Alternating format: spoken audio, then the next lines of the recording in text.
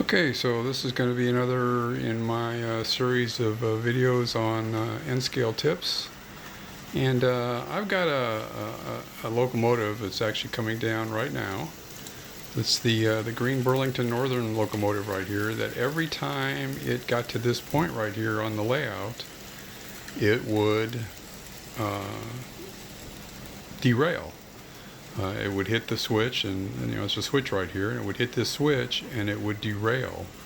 And what I found is that the problem wasn't here. This wasn't where the problem was. The problem was actually back in the back here, where it is right now.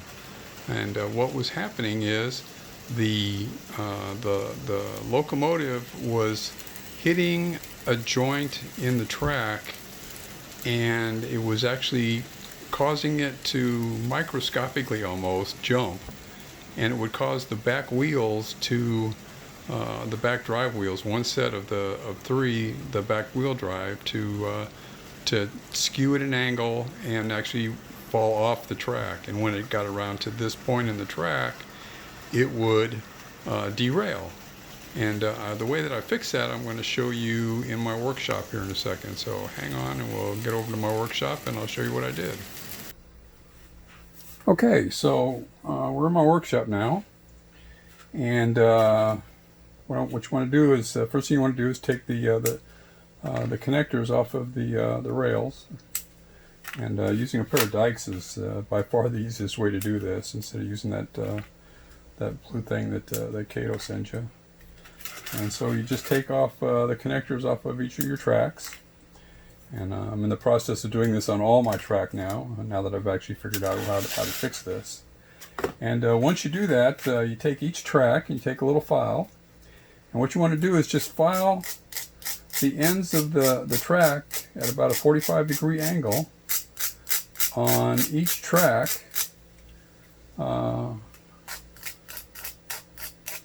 So that you get rid of that sharp edge on the track, and it becomes a really smooth little bevel right there. That when the tracks are together, it actually makes a little V between the tracks. And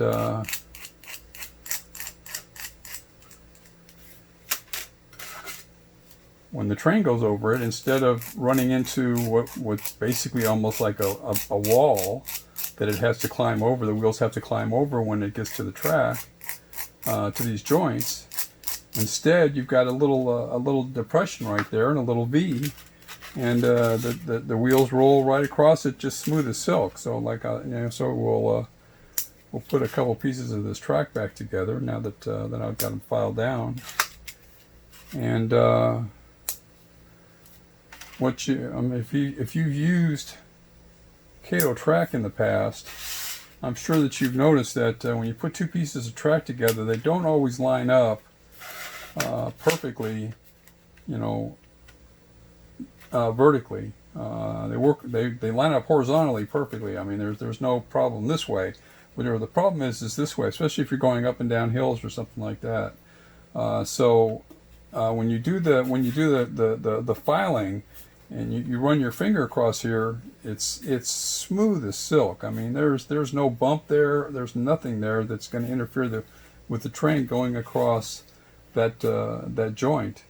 And when I did this across the back section on the outside loop, which is the biggest loop I've got, you would think that loop would be the one that would cause the fewest problems, and it's actually doesn't make any difference where in where I run that train and which direction I run it or anything else. It will derail when if it hits any of these connections here that are off this way just a little tiny bit. It will cause it to come across. It will bounce, and these wheels in the back.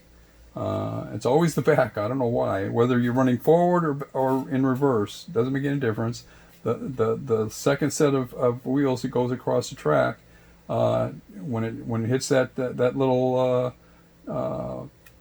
offset, it causes the wheels to just move to the side a little bit. And when they move to the side, this back set of wheels falls off the edge of the track.